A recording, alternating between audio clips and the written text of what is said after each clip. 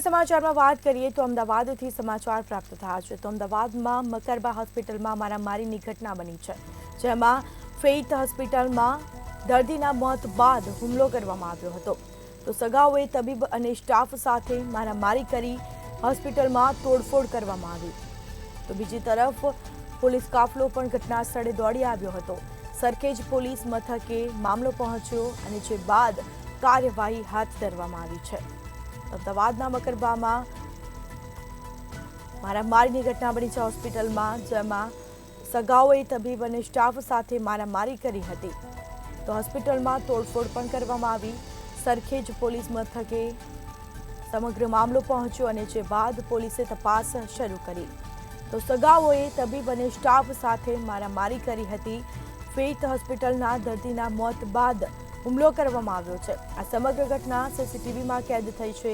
અમે આપના દ્રશ્યો બતાવી રહ્યા છે. તો હોસ્પિટલમાં મારામારીની ઘટના બની છે.